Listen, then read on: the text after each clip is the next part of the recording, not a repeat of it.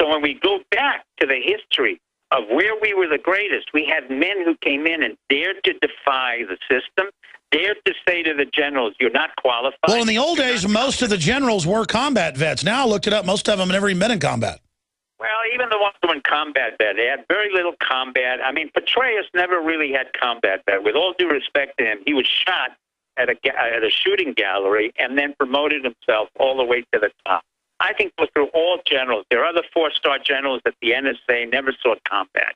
30 hours in Iraq is not combat. And I'm not talking about just combat. I'm talking about understanding the strategy, the tactics of war, and what is our national security interest, and how do you manipulate it. Now, one of our military or intelligence officers really get trained in psychological warfare, psychological determination, group dynamics. So now that they're going to have to confront China, I have a whole commander of the Pacific who has to deal with problems of China becoming the #1 power. By the way, China next week will be the #1 gross economic country in the world. We have become the #2. And China will now determine the force structures of where they will go in Southeast Asia, where they will deal with in Iran, where they will go in Saudi Arabia. They have international connections to Africa, which we don't. So they don't care about human rights. What they care about is expansionism of money and power, and they are becoming extremely influential.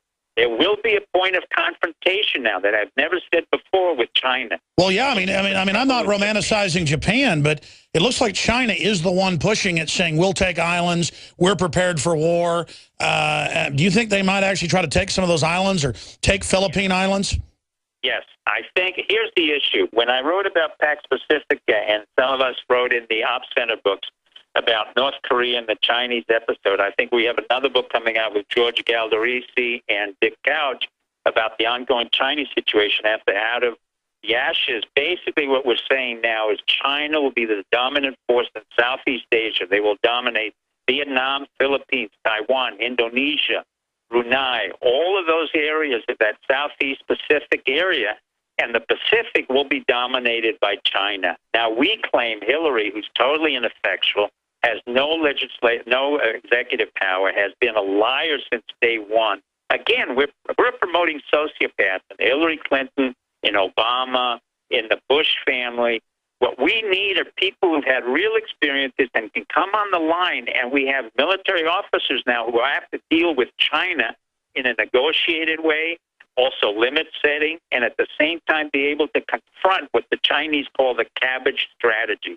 The cabbage strategy is to lay in all kinds of boats and patrol boats around the Spratly Islands, the Paracel Islands.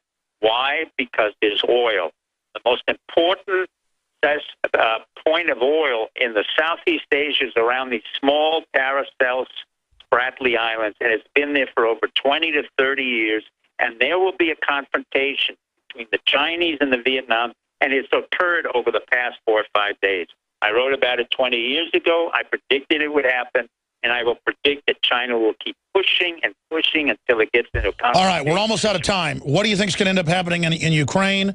And what do you... Ukraine, well, Putin can only go so far. Putin is now hurting. We're hemorrhaging him economically. The ruble will go down. His bond rating went down to a junk bond. Basically, Putin is now the king of the junk bond. Ukraine is a dead asset. There will be no value to us in terms of going to war or doing anything in the Ukraine. There will be no civil war. Crimea does belong to Russia. It fought for it, lost over 1 million men in the Crimean War, lost 300,000 in battle. The British lost 100. The Turks lost 100,000, but it belongs to Russia. The rest of Ukraine he can have because it's a $15 billion dead asset. There's no money available. The Ukrainians have not developed anything, and they will have to make their own determination. The West Ukraine government is totally useless, and Victoria Nuland can be the one who should be indicted for creating agitation propaganda, as well as John. I can't believe exactly. I can't believe that they openly give speeches saying they've spent $5 billion to overthrow the country, and I can't believe they talk on telephones not knowing the Russians are recording it. What is?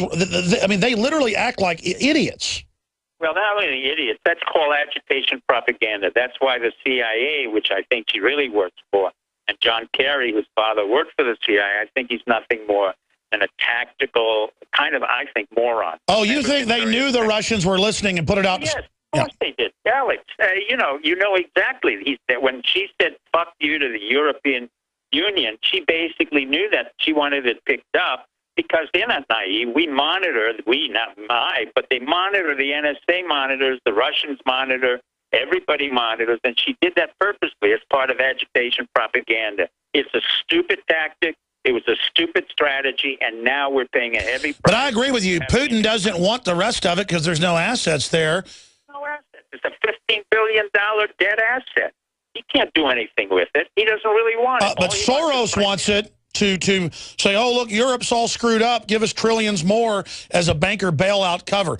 Dr. Steve Pieczenik, I really enjoyed you coming on. StevePieczenik.com. The new book that you co-authored or developed with Tom Clancy is coming out of the ashes, and we'll have you back again soon. I really appreciate you coming on the broadcast. Thank everybody. Thank you always, Alex. Thank you so much. I appreciate you joining us. Okay, he's gone. That was a pretty straight-up interview he just gave us. I agree with pretty much everything he said from the perspective of the establishment. But what he's saying is really true. The New World Order is like a bunch of corporate interests getting away with everything. They have diplomatic immunity and are above the law and don't get taxed, and then avoid taxation and then lobby to have people that stay here's taxes raised. That will destroy the country. They don't care about stability. They don't care about their kids. Nothing. You people are out of control.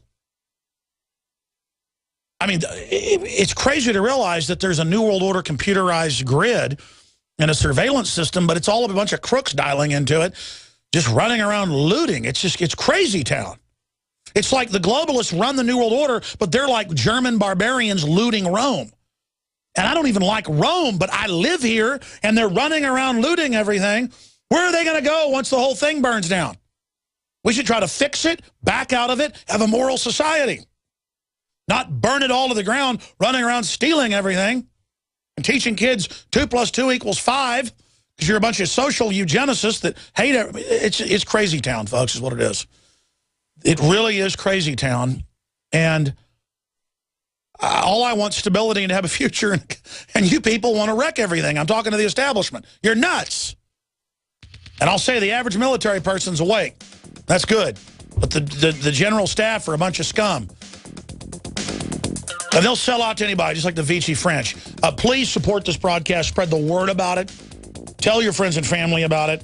Buy the books, the videos, the T-shirts, all of it at InfoWarsStore.com to help fund our operation to continue it and expand it. Thank you all for your support. Third hour coming up. I'll give the number out, a bunch of calls, a ton of news, covering the waterfront, straight ahead, hour number 3.